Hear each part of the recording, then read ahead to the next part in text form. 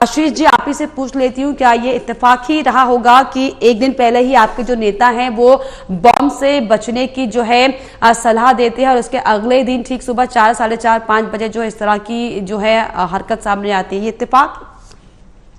आशीष जी लता जी, आपको, मेरे आदरणीय को पैनलिस्ट शुभम जी को और आपके चैनल के सभी प्यारे प्यारे दर्शकों को भारतीय जनता पार्टी की तरफ से मेरा यानी डॉक्टर आशीष का प्यार भरा नमस्कार। मैं हाथ जोड़ के विनती करूंगा लता जी, आपसे भी और अपने आपके सहयोगी से भी, कि कम से कम बच्चों की सुरक्षा जैसे सेंसिटिव इशू के ऊपर राजनीति करना, मुझे लगता है ये राजनीति की गिरावट के अलावा और कुछ नहीं हो सकता। आप ये देखिएगा कि राजनीतिक दौर में जब चुनावी दौर चल रहा हो तो ऐसे में एक दूसरे के जब कार्यकाल होता है उसमें क्या हुआ क्या नहीं हुआ ऐसी टिप्पणियां करना बहुत ही नॉर्मल बात है। इसमें कुछ भी बहुत बड़ा इशू नहीं है।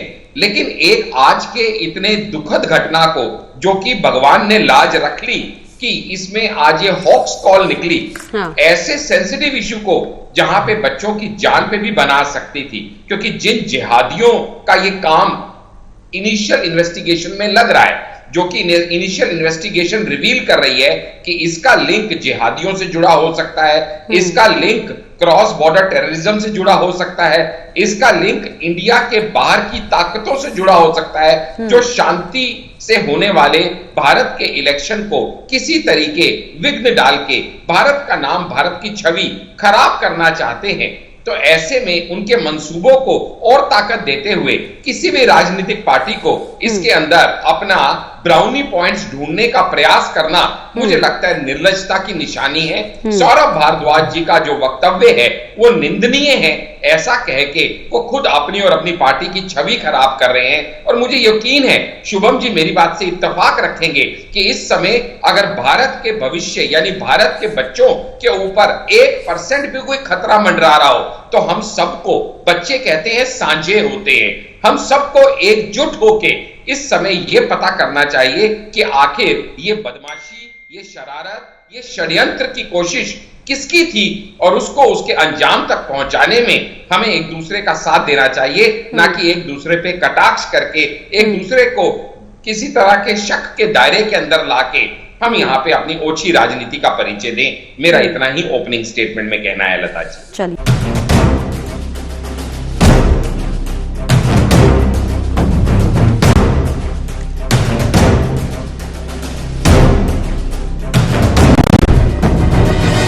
अब मैं तेजिंदर बग्गा का ट्वीट भी पढ़ के सुनाती हूँ आपको। पहले आप आशीष जी की बात को पूरा कीजिए। हाँ, देखो तेजिंदर सिंह बग्गा जी ने क्या कहा कि भाई अगर आपको फिर से इस तरह की कोई न्यूज सुननी है कि भाई कहीं बम हो सकता है, कहीं धमाका हो सकता है, तो आप कांग्रेस को वापस लाइए। इसका मतलब क्या निकलता है कि कांग्रेस का जब तक राज था तब तक इस तरह की खबरें आती थी कि यहाँ बम हो सकता है, यहाँ धमाका हो सकता है। तो लेकिन क्या आशीष जी, क्या ये मिसयूज करने का तरीका नहीं है किसी पार्टी के लिए? क्या ये किसी भी पार्टी को, छवि को खराब करने का तरीका नहीं है क्या? खत्म करने दीजिए। हाँ बोलिए। अरे बाबा बात तो खत्म करने दीजिए। हम सच्चाई बता रहे हैं। जब कांग्रेस का राज था तब तक ये बम धमाकों के लिए वार्निंग्स हर बाजारों में लाउड स्पीकरों पे सुनी जा सकती थी। ये किसी से छुपाई हुई बात नहीं है, ये हमारा लगाया हुआ इल्जाम नहीं है, ये फैक्ट्स हैं जो कि ऑन रिकॉर्ड है। लेकिन जैसे ही मोदी सरकार आई 2014 के बाद से किसी भी तरह के बम धमाकों के लिए डरना चाहिए, सीट के नीचे देखना चाहिए, लाउड स्पीकर पे अनाउंसमेंट होनी चाहिए, लावारिस वस्तु को ना छुए, बम हो सकता है, ऐसी अनाउंसमेंट्स खत्म हो गई। क्योंकि 56 इंच की कई तरह की घटनाएं, आशीष जी ऐसी घटनाएं भी आई हैं। मैं मानती हूँ बड़े बड़े जो सिविल धमाके होते थे उनमें कंट्रोल जरूर है, लेकिन इसका मतलब ये नहीं है ना, ये नहीं है कि आप ही सही हैं, सामने वाली पार्टी गलत है। लता जी यहाँ पे और जिस तरीके से तेजिंदर बग्गा का ट्वीट, एक मिनट आशीष जी, ना ये तो सर सुनिए, अब बात तो सुनिए। बात यहाँ पे ये थी, जो मुद्दा था, ओपनिंग स्टेटमेंट थी कि तेजिंदर सिंह बग्गा ने जो कहा वो इंसाइट करने वाला था वायलेंस, उनके ऊपर इन्वेस्टिगेशन होनी चाहिए, ये मेरे आपके नेता ने इल्जाम लगाया। जबकि मैं ये कहना चाह रहा हूं कि तेजिंदर सिंह बग्गा ने ये कहा कि बीजेपी सरकार आने के बाद इस तरह की कोई चेतावनियां नहीं आई और ये चेतावनियां कांग्रेस की सरकार में आती थी। तो ऐसे में क्या ऐसी चीज में बीजेपी की इन्वॉल्वमेंट होना, ऐसा सोचना ही मूर्खता नहीं है? क्या हम अपने पैर पे कुल्हाड़ी मारेंगे कि अब मोदी सरकार के रहते भी ये चेतावनियां आने लगी?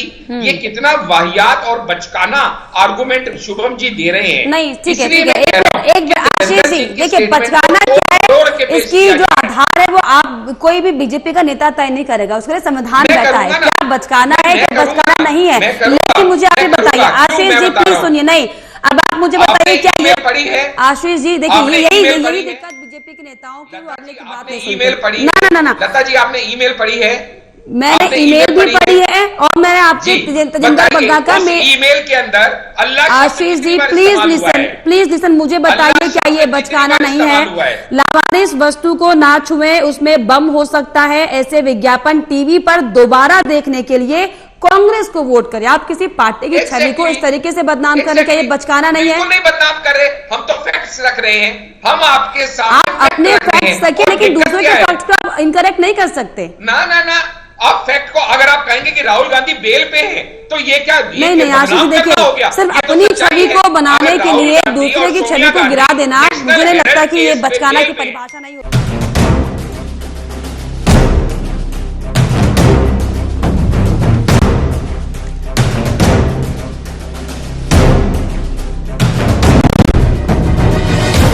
आशीष जी हाँ कुछ कह रहे हैं जी। मैं डॉक्टर पवन जी की बात को ही आगे बढ़ाऊंगा। एग्जैक्टली उन्होंने बिल्कुल he has hit on the head of the nail जब वो ये कह रहे हैं कि ये एक टेस्ट मॉडल था। हम भी ये मानते हैं कि ये एक जेन टेस्ट किया गया था इस्लामिक स्टेट वालों के द्वारा, जो कि सिर्फ ये जानना चाहते थे कि भारत के अंदर, खासकर दिल्ली के अंदर, क्विक रिस्पॉन्स टाइम कैसा है, कितनी देर में फायर ब्रिगेड गाड़ियां आती हैं, बॉम्ब डिस्पोजल स्क्वाड कैसा होता है, ट्रैफिक की क्या सिचुएशन होती है, पैनिक मोड कैसे स्प्रेड होता है, ताकि वो इसको एक टेस्ट मॉडल की तरह यूज करके आगे अपने प्रोपेगेंडा को और आगे बढ़ा सकें। लेकिन जब director of Delhi fire services Atul Garg ji कहते हैं कि हमारे पास 97 कॉल्स आई और हमने हर जगह अपने फायर टेंडर्स भेजे, तो ये दिखाता है कि दिल्ली की फायर सर्विसेज दुरुस्त है।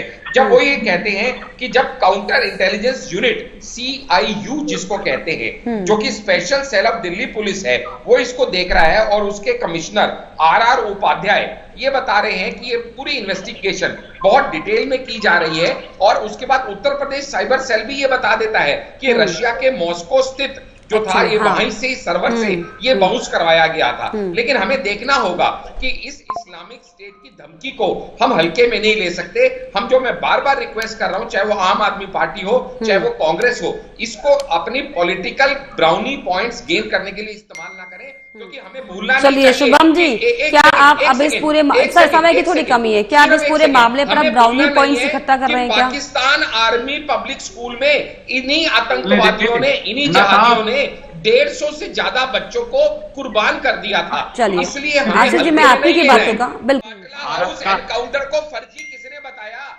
आपके अरविंद केजरीवाल ने बताया। फिर आगे ना ये पॉलिटिकल पाचर उछालने से बाज आ ही नहीं सकते। ये अराजक पार्टी के अराजक नेता ब्राउनी पॉइंट्स कमाने के प्रलोभन से बच ही नहीं सकते। आशीष जी बोलेंगे, बात तो पूरी करने दीजिए, फिर आपको मौका मिलेगा। फिर ये घटिया बातें करने लगती है। अच्छी बात कर शुभम जी, अभी तो आशीष जी आपको थम्स अप दिखा रहे थे, एकता का साइन दे रहे थे कि हम सब एक हैं। करूंगा, फिर ऐसे घटिया बातें करेंगे तो क्या करूं मैं इनका? देखिए, किसी भी मुद्दे का सियासतीकरण करने का तरीका अलग होता है, और ये जो मुद्दा है ये तो वाकई जिस तरीके से धमकी भरे जो ईमेल्स आए हैं, ये कोई सियासत का मुद्दा नहीं होना चाहिए, चाहे बात बीजेपी की हो चाहे हमारी पार्टी की हो। सौरभ भारद्वाज को इस तरह के वक्तव्य देते हुए मुद्दा है। लता जी, तेजेंद्र जी का इल्जाम कांग्रेस पे था, इनके पेट में दर्द क्यों हो रही है? पहले तो ये पूछो, ये रिश्ता क्या कहलाता है?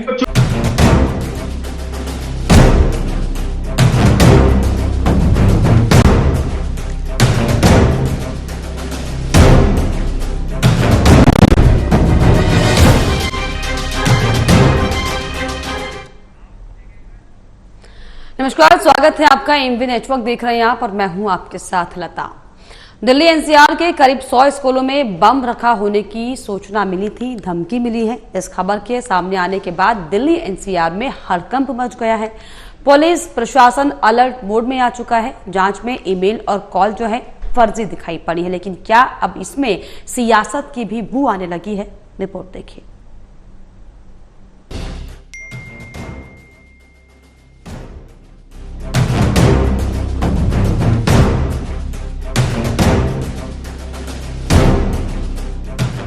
स्कूल जहां देश का भविष्य बनता है उसे तराशा जाता है, जहां छोटे बच्चे हाथों में कलम पेंसिल लेकर ज्ञान की सीढ़ियों पर चढ़ते हैं। आज उन्हीं स्कूल के बच्चे दहशत में आ गए। दिल्ली एनसीआर स्कूलों में उस समय हड़कंप मच गया जब दिल्ली के साथ ही साथ नोएडा और गुरुग्राम के करीब 100 से ज्यादा स्कूलों में धमकी भरा ईमेल भेज दिया गया। में स्कूल के अंदर बम के रखे होने की बात कही गई। ईमेल मिलने पर पुलिस तुरंत ही स्कूलों में पहुंच गई और सर्च अभियान शुरू कर दिया गया। इस अभियान में पुलिस ने डॉग और बम स्क्वाड की भी मदद ली। जांच के बाद दिल्ली पुलिस और गृह मंत्रालय ने इसे फर्जी कॉल और ईमेल बता दिया। अब पुलिस ये पता लगाने की कोशिश कर रही है कि आखिर ये ईमेल भेजा किसने है। जांच में ईमेल का सर्वर विदेश में होने की बात सामने आई है। दिल्ली पुलिस की अब तक की तफ्तीश में ये पता चला है कि सभी स्कूलों को एक जैसा ईमेल ही भेजा गया। धमकी वाले मेल के आखिर में .com में सभी मेल को सीसी किया गया और RU भी लिखा गया। RU रशिया की तरफ इशारा करता है। हालांकि ये जरूरी नहीं कि सभी मेल रशिया से ही भेजे गए हों। इस साजिश को भारत में बैठकर भी अंजाम दिया जा सकता है। पुलिस उस IP एड्रेस को ट्रैक करने की कोशिश में लग गई है जहां से सभी स्कूलों को ईमेल किया गया है।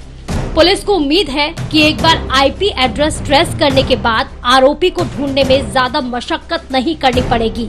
पुलिस इस एंगल पर भी जांच कर रही है, क्या वाकई ये ईमेल धमकी के उद्देश्य से ही भेजा गया या फिर किसी ने ईमेल भेजकर कोई शरारत कर दी है।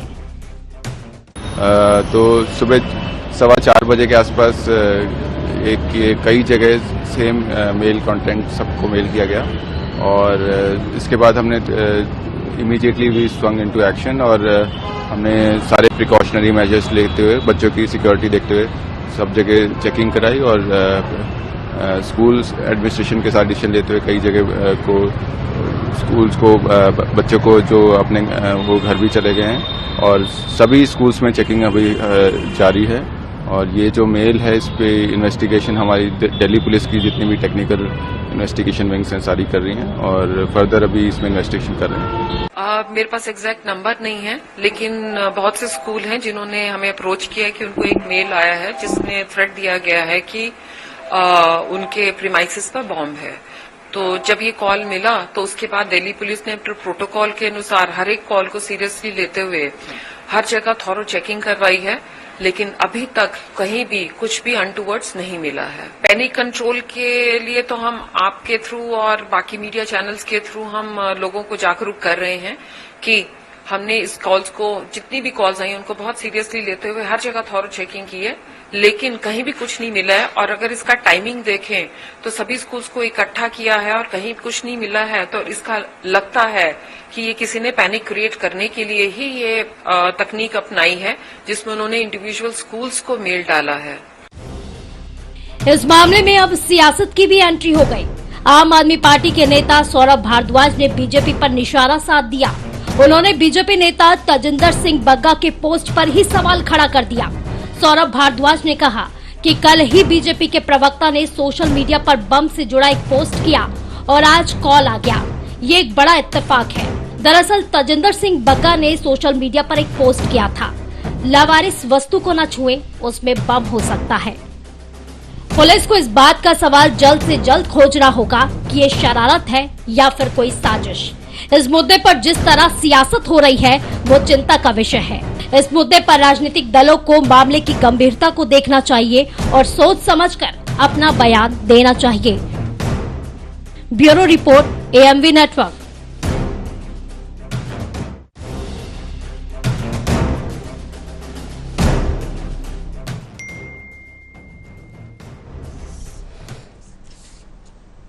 तो भले ही दिल्ली NCR के कई स्कूलों को जो है बम से उड़ाने की धमकी जरूर मिली हो, लेकिन अब जो ये पूरा मामला था, हालांकि इसको लेकर जांच हो रही कि आखिर किसने इस तरह से जो है धमकी भरी ईमेल भेजी। हालांकि फर्जी कॉल, फर्जी ईमेल जरूर ये है, लेकिन अब जो है इस पूरे मामले पर सियासत भी साफ तौर पर गर्माते हुए दिखाई पड़ रही है। वो इसीलिए क्योंकि एक दिन पहले ही बीजेपी के नेता तजिंदर बग्गा ने इस पर जो है किसी बम से जुड़े ट्वीट किया था, जिसके बाद जो है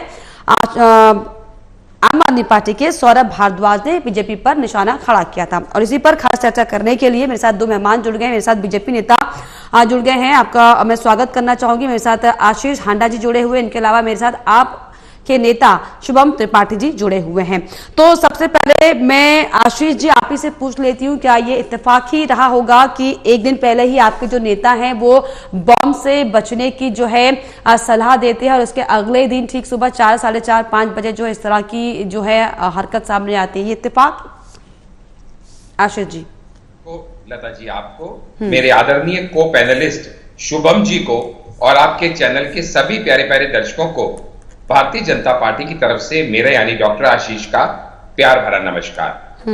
मैं हाथ जोड़ के विनती करूंगा लता जी आपसे भी और अपने आपके सहयोगी से भी कि कम से कम बच्चों की सुरक्षा जैसे सेंसिटिव इशू के ऊपर राजनीति करना, मुझे लगता है ये राजनीति की गिरावट के अलावा और कुछ नहीं हो सकता। आप ये देखिएगा कि राजनीतिक दौर में जब चुनावी दौर चल रहा हो तो ऐसे में एक दूसरे के जब कार्यकाल होता है उसमें क्या हुआ क्या नहीं हुआ ऐसी टिप्पणियां करना बहुत ही नॉर्मल बात है। इसमें कुछ भी बहुत बड़ा इशू नहीं है। लेकिन एक आज के इतने दुखद घटना को जो कि भगवान ने लाज रख ली कि इसमें आज ये हॉक्स कॉल निकली, ऐसे सेंसिटिव इशू को जहां पे बच्चों की जान पे भी बना सकती थी, क्योंकि जिन जिहादियों का ये काम इनिशियल इन्वेस्टिगेशन में लग रहा है, जो कि इनिशियल इन्वेस्टिगेशन रिवील कर रही है कि इसका लिंक जिहादियों से जुड़ा हो सकता है, इसका लिंक क्रॉस बॉर्डर टेररिज्म से जुड़ा हो सकता है, इसका लिंक इंडिया के बाहर की ताकतों से जुड़ा हो सकता है जो शांति से होने वाले भारत के इलेक्शन को किसी तरीके विघ्न डाल के भारत का नाम, भारत की छवि खराब करना चाहते हैं। तो ऐसे में उनके मंसूबों को और ताकत देते हुए किसी भी राजनीतिक पार्टी को इसके अंदर अपना ब्राउनी पॉइंट्स ढूंढने का प्रयास करना मुझे लगता है निर्लजता की निशानी है। सौरभ भारद्वाज जी का जो वक्तव्य है वो निंदनीय है। ऐसा कह के वो खुद अपनी और अपनी पार्टी की छवि खराब कर रहे हैं। और मुझे यकीन है शुभम जी मेरी बात से इत्तेफाक रखेंगे कि इस समय अगर भारत के भविष्य यानी भारत के बच्चों के ऊपर 1% भी कोई खतरा मंडरा रहा हो तो हम सबको, बच्चे कहते हैं सांझे होते हैं, हम सबको एकजुट होके इस समय यह पता करना चाहिए कि आखिर ये बदमाशी, ये शरारत, ये षड्यंत्र की कोशिश किसकी थी और उसको उसके अंजाम तक पहुंचाने में हमें एक दूसरे का साथ देना चाहिए, ना कि एक दूसरे पे कटाक्ष करके एक दूसरे को किसी तरह के शक के दायरे के अंदर लाके हम यहाँ पे अपनी ओछी राजनीति का परिचय दें। मेरा इतना ही ओपनिंग स्टेटमेंट में कहना है लता जी। चलिए शुभम जी, आपका इस पर क्या टेक? हालांकि जो मामला भी संवेदनशील मामला है, 100 से ज्यादा स्कूलों में बम से उड़ाने की धमकी दी गई है, लेकिन जिस तरीके से सौरभ भारद्वाज ने ये निशाना साधा है बीजेपी के नेता पर, बग्गा पर, कि जो उन्होंने बम से जुड़ा पोस्ट किया है, ये बहुत बड़ा इत्तेफाक है। क्या इस पर आपका क्या टेक होगा? क्या आपको लग रहा है कि बीजेपी की तरफ से साजिश की गई है? हो सकता है कि आप लोग सोच रहे हो कि चुनावी का समय है, चाहे आम आदमी पार्टी हो चाहे कांग्रेस हो, क्योंकि कांग्रेस का भी जिक्र पोस्ट में किया गया है। क्या आपका टेक शुभम जी इसमें? लता जी नमस्कार। सभी दर्शकों को मेरा नमस्कार। हांडा जी मेरा प्रणाम स्वीकार करें। देखिए, आज इतने गंभीर विषय पर जो चर्चा हुई है और होनी भी चाहिए, ये एक मुद्दा देश से जुड़ा हुआ है, देश के भविष्य से जुड़ा हुआ है, बच्चों से जुड़ा हुआ है। दिल्ली, नोएडा, एनसीआर में जो भी स्कूल बम थ्रेट की जो सूचना सुबह हुई, जो खबर पहुंची उन स्कूलों में, उस खबर की मैं बहुत बड़ी निंदा करता हूं कि भाई ऐसी खबरें नहीं आनी चाहिए कि बच्चे सभी के पढ़ते हैं, हमारे और आपके, आखिर किसकी दुश्मनी हो सकती है बच्चों के साथ। लेकिन हांडा साहब की बात को आगे बढ़ाते हुए मैं ये कहूंगा कि सवाल ये है कि सुबह 5 बजे, 4:30 बजे, 5:30 बजे के लगभग ये ईमेल्स आने चालू हुए 1 मई को। 30 अप्रैल को शाम को और 1 मई की रात 12:50 पर भारतीय जनता पार्टी के प्रवक्ता तजिंदर सिंह बग्गा जी ने जो बम के बारे में लिखा, इसमें कोई भी अतिशयोक्ति नहीं होगी कहने में कि ये कोई इत्तेफाक नहीं।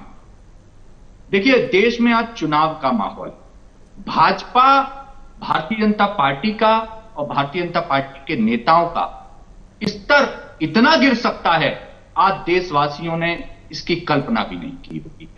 नहीं सर, भाजपा का स्तर कैसे गिर गया इसमें? एक मिनट आशीष जी, मैं आऊंगी आपके पास। आशीष जी आऊंगी। मैं आपकी बात का जवाब दूंगा हांडा साहब। भाजपा की बेशर्मी का आलम यह है कि समूची भारतीय जनता पार्टी बग्गा साहब को डिफेंड करने में आ गई है। सब लोग बग्गा साहब ने क्या कहा आपको समझ में आता है? आपको राजनीतिक भाषा समझ में आती है? बग्गा साहब ने क्या कहा आपको समझ में आया? दिल्ली के हर एक नागरिक की तरफ से, दिल्ली के हर एक बच्चे की तरफ से, दिल्ली के हर एक आपकी सोच में इन्वेस्टिगेशन में शामिल करना चाहिए। तेजिंदर सिंह बग्गा जी से पूछना चाहिए कि आखिर आप ऐसे आपत्तिजनक, ऐसे भड़काऊ चीजें क्यों ट्विटर और एक्स जैसे सोशल मीडिया प्लेटफॉर्म पे? क्या दिमाग है आप लोगों का यार। पूरी तरह से समझ चुके हैं और इनकी इन हरकतों का जवाब अपने वोट से देंगे। मैं बताना चाहूंगा हांडा साहब, आपके आपने खुद पुलिस को सल्यूट करना चाहूंगा, सलामी देना चाहूंगा। पुलिस जो मनीष सिसोदिया को घसीट के ले गई, वही दिल्ली पुलिस जो अरविंद केजरीवाल को गिरफ्तार करके ले गई, जिसके खिलाफ मोर्चे खोल रहे हो। चलिए, हाँ जी, मुझे देखो, मुझे सबसे पहले तो लता जी आपके चैनल को किस तरीके से मिसयूज करके मिसइंफॉर्मेशन स्प्रेड करने का प्रयास कर रहे हैं, नहीं हो सकता आपके नेता हो रहा है। मैं बता रहा हूँ कैसे हो रहा है, मैं बता रहा हूँ, लता जी मैं प्रूव करूंगा कैसे हो रहा है। बताइए। तेजिंदर सिंह बग्गा जी ने क्या कहा, ध्यान से सुनिएगा। इनको एक मिनट चुप कराइए, इनको चुप कराइए, ये मुझे सच्चाई बताने जी। मैं लौटती हूँ आपके पास। मैं तेजिंदर बग्गा का ट्वीट भी पढ़ के सुनाती हूँ आपको। पहले आप आशीष जी की बात को पूरा कीजिए। हाँ, देखो, तेजिंदर सिंह बग्गा जी ने क्या कहा कि भाई अगर आपको फिर से इस तरह की कोई न्यूज सुननी है कि भाई कहीं बम हो सकता है, कहीं धमाका हो सकता है, तो आप कांग्रेस को वापस लाइए। इसका मतलब क्या निकलता है कि कांग्रेस का जब तक राज था तब तक इस तरह की खबरें आती थी कि यहाँ बम हो सकता है, यहाँ धमाका हो सकता है। तो लेकिन क्या आशीष जी, क्या ये मिसयूज करने का तरीका नहीं है किसी पार्टी के लिए? क्या ये किसी की पार्टी को, छवि को खराब करने का तरीका नहीं है क्या? खत्म करने दीजिए। हाँ, बोलिए। अरे बाबा, बात तो खत्म करने दीजिए। हम सच्चाई बता रहे हैं। जब कांग्रेस का राज था तब तक ये बम धमाकों के लिए वार्निंग्स हर बाजारों में लाउड स्पीकरों पे सुनी जा सकती थी। ये किसी से छुपाई हुई बात नहीं है, ये हमारा लगाया हुआ इल्जाम नहीं है, ये फैक्ट्स हैं जो कि ऑन रिकॉर्ड हैं। लेकिन जैसे ही मोदी सरकार आई 2014 के बाद से किसी भी तरह के बम धमाकों के लिए डरना चाहिए, सीट के नीचे देखना चाहिए, लाउड स्पीकर पे अनाउंसमेंट होनी चाहिए, लावारिस वस्तु को ना छुए, बम हो सकता है, ऐसी अनाउंसमेंट्स खत्म हो गई। क्योंकि 56 इंच की कई तरह की घटनाएं, आशीष जी, ऐसी घटनाएं भी आई हैं। मैं मानती हूँ बड़े बड़े जो सुबह धमाके होते थे उनमें कंट्रोल जरूर है, लेकिन इसका मतलब ये नहीं है ना, ये नहीं है कि आप ही सही हैं, सामने वाली पार्टी गलत है। लता जी यहाँ पे और जिस तरीके से तेजिंदर बग्गा का ट्वीट, एक मिनट आशीष जी, ना नहीं, ये तो सर, हाँ, अब बात तो सुनिए।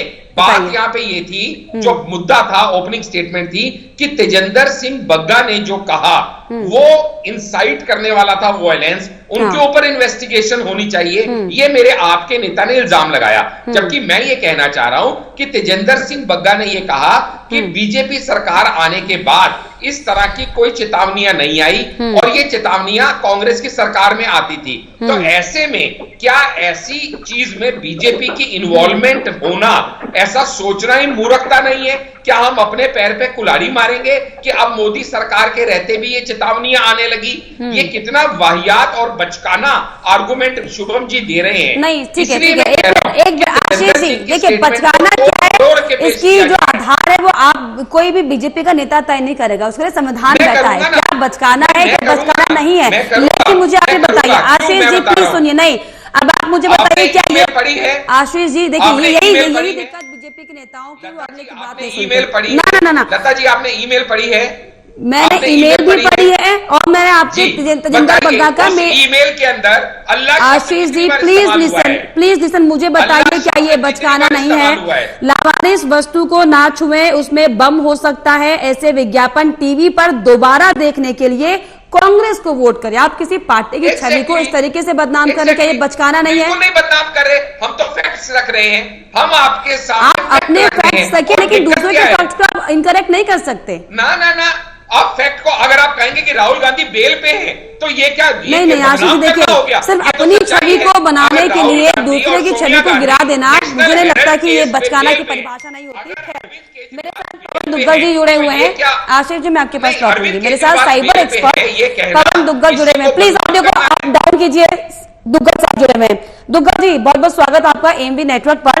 दुग्गल जी, जिस तरीके से आपने खबर सुनी होगी, लगातार जो है साइबर क्राइम की जो घटनाएं हैं वो अक्सर हम देख रहे हैं। कल भी हमने देखा कि अमित शाह का जो है डीप फेक वीडियो सामने आया था, और आज जिस तरीके से एक विदेशी आईपी एड्रेस से जो है कई दिल्ली के तमाम स्कूलों को एक ईमेल भेजा गया, जिसमें खासा तरह की जो है भाषा का इस्तेमाल किया गया है, और इसमें ही साफ तौर पर कहा गया है कि स्कूलों जो लाइनें इस्तेमाल हुई है कि दिल में जिहाद की आग जल रही है, इस तरह की चीजें लिखकर एक ईमेल आया है विदेशी आईपी एड्रेस से। पहले सर इसको आप बताइए कैसे देख रहे हैं, और जिस तरीके से लगातार ये जो विदेश के कनेक्शन सामने आ रहे हैं, ये एक एजेंडा, एक साजिश क्या आपको लग रही है?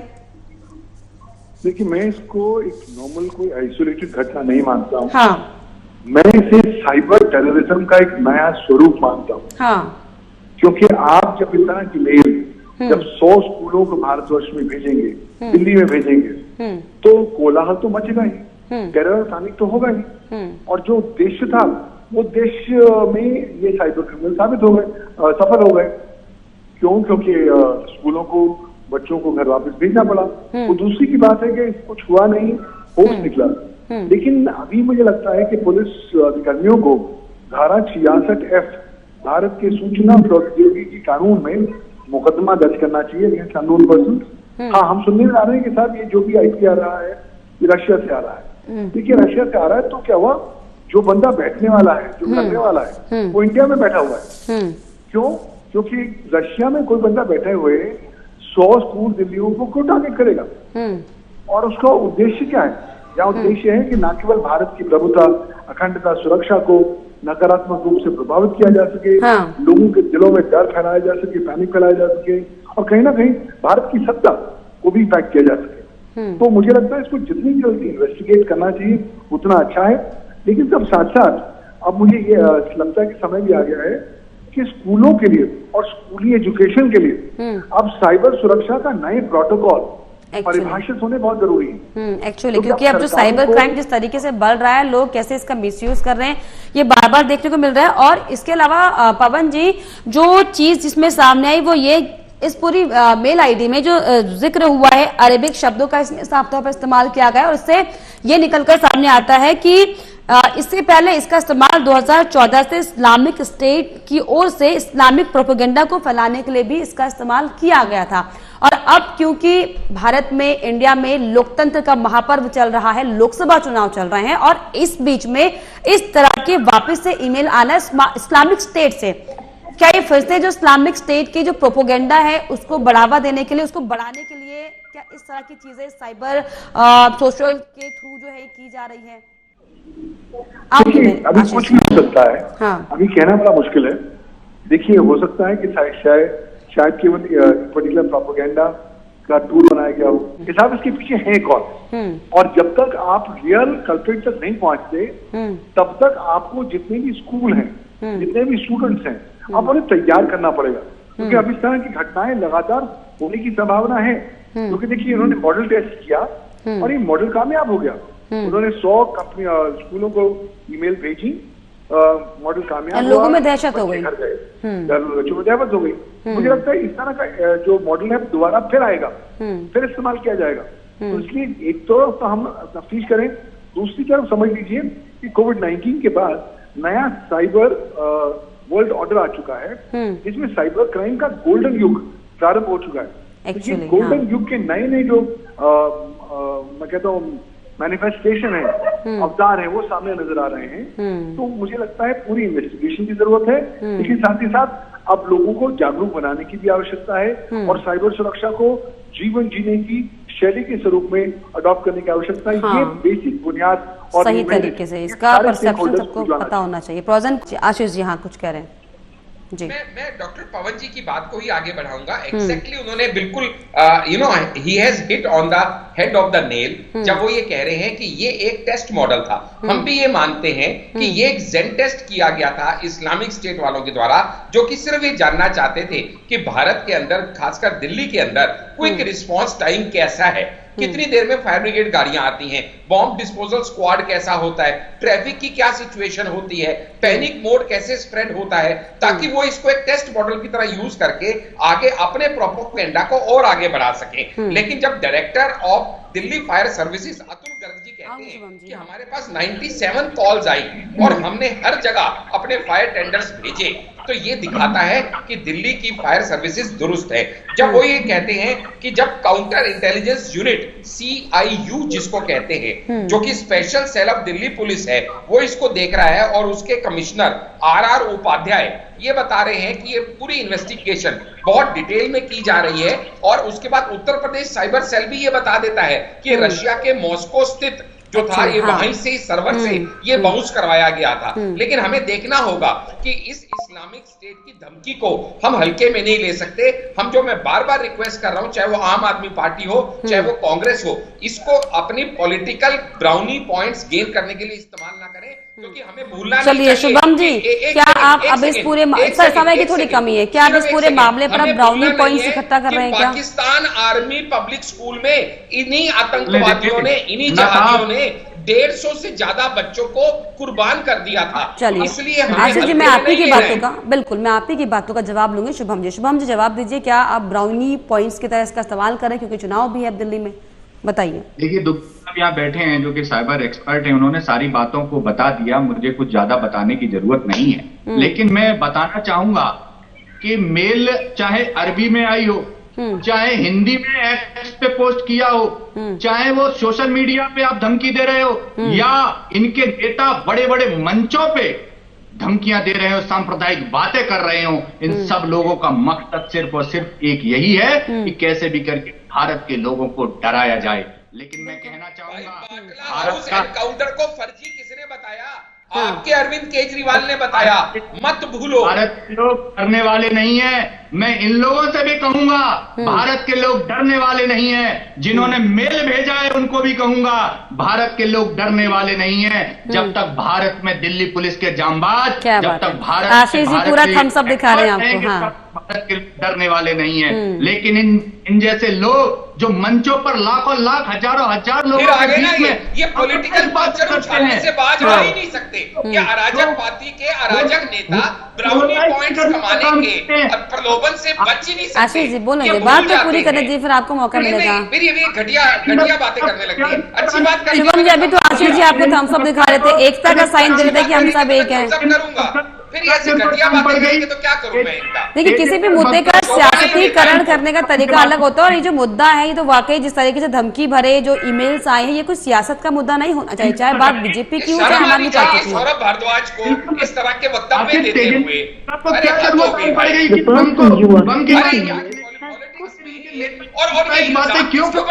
आशीष जी, मैं प्लीज 1 मिनट का समय दीजिए। आशीष जी, शुभम जी बोलिए। आशीष जी प्लीज, मैं आऊंगी आपके पास। इस देश में डराया धमकाया जा रहा है। इनके बड़े बड़े नेता मंचों पर बोलते हैं, छीन लेंगे।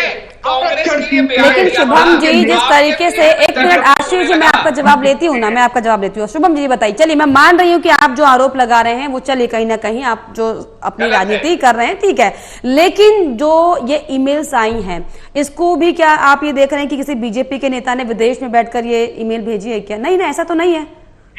ये मामला अलग है ना, ये संवेदनशील मुद्दा है। तेजेंद्र जी का इल्जाम कांग्रेस पे था, इनके पेट में दर्द क्यों हो रही है? पहले तो ये पूछो, ये रिश्ता क्या कहलाता है?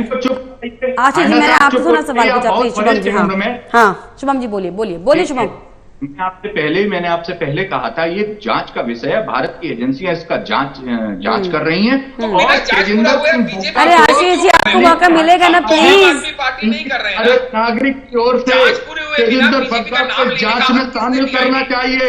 जो एक्स पर लिखते हैं क्यों लिया तेजस्वी बीजेपी का बग्गा, नाम? इन्हें शर्म मोदी नहीं का आती परिवार राजनीति करते हुए और ऐसे मुद्दे के भारतीय ऊपर? जनता पार्टी यही तो मैं कह रहा प्रवक्ता हूं, इन जांच लोगों होने को दीजिए। जांच जो में जांच का बिठाना नतीजा चाहिए, आएगा, दिल्ली जो पुलिस इनको कल्प्रिट है, बिठाए, वो सलाखों के पीछे जाएगा। क्यों तुमने इसमें आज राजनीति ऐसी करने की बात जरूरत लिखी? क्या पड़ गई? आखिर बाकी क्यों मुद्दे जांच- खत्म आप हो गए दोनों ना? की बात हमारे दर्शक नहीं अपने सुन पा रहे हैं, नेता आप दोनों की जेल बात से नहीं जा रही छुड़ा है, पा रहे। आप दोनों की ही बातें नहीं जा रही हैं। आप लोग लड़िए, आप देखिए, दोनों की बातें नहीं जा रही हैं। आप डिबेट कीजिए, तब होगी डिबेट। सही बता रहा हूं मैं।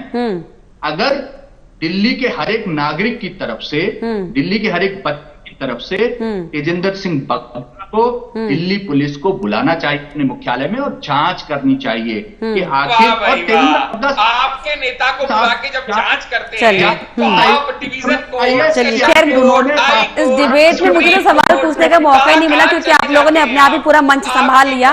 लेकिन बहुत शुक्रिया, आप लोगों ने मंच अपने आप संभाला, लेकिन बातों का निष्कर्ष फिर भी नहीं निकल पाए। लेकिन आप लोगों ने समय दिया, बहुत शुक्रिया आपका। आशीष जी बहुत शुक्रिया, शुभम जी बहुत शुक्रिया, पवन जी बहुत शुक्रिया आपका चर्चा में जोड़ने के लिए, अपनी बातों को हमसे साझा करने के लिए। इसी के साथ हमारे इस बुलेटिन में इतना ही। देश और दुनिया की तमाम खबरों के लिए आप देखते रहिए एमवी नेटवर्क। नमस्कार।